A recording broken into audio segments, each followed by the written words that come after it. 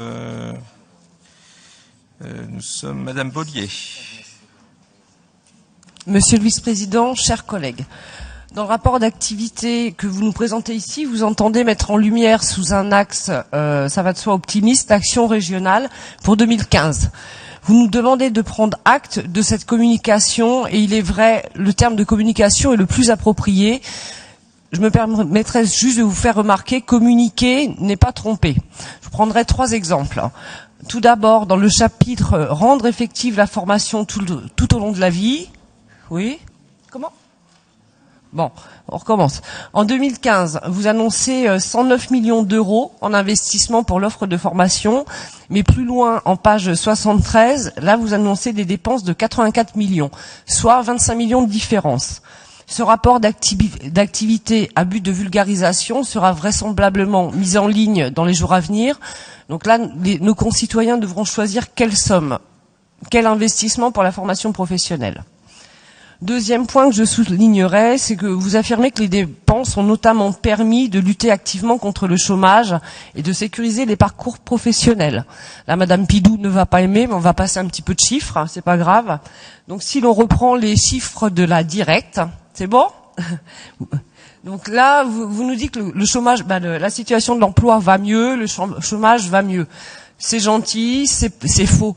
Donc il augmente légèrement en région centre, pendant qu'il baisse vraiment de manière très minime en France, mais c'est quand même le cas. Mais si l'on regarde maintenant les catégories A, B et C, en région centre, nous allons constater une augmentation totale du nombre de chômeurs.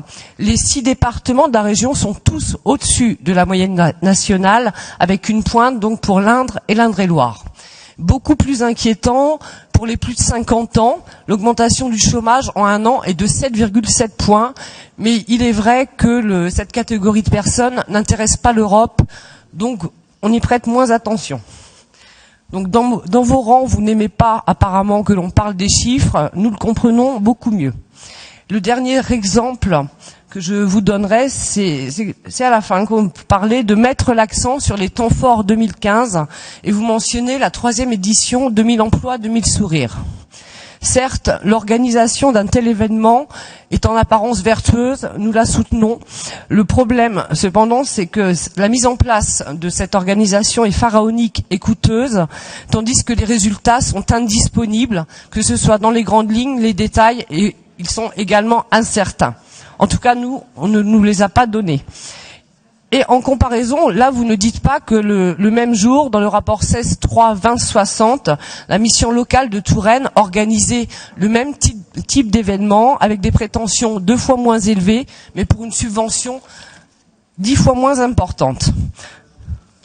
Le rapport ? Si. Ne vous inquiétez pas. En conclusion, Monsieur le Président, nous prenons acte. Le rapport d'activité est bel et bien un strict exercice de communication, enjolivant la réalité, puisque celle-ci est bien moins colorée que votre plaquette. À l'inverse, l'ensemble du groupe Front National réaffirme que notre devoir d'élu n'est pas de regarder par la fenêtre les volets fermés, mais d'établir un diagnostic sincère et de mettre en œuvre des politiques concrètes, réalisables, efficaces et pérennes. Je vous remercie.